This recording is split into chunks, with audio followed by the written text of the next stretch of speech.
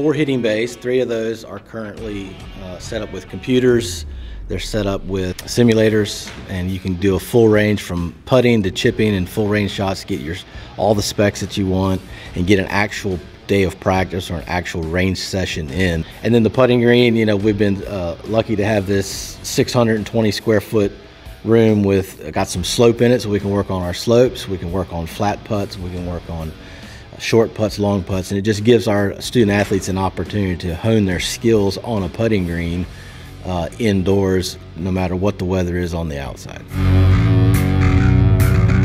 It's a place where they can come in here and do their homework. It's a safe space. They can come in and hang out, get some practice in, you know, do group projects, whatever they need to do. It's a safe space where it's not just golf, but they can come and it's a part of their daily life.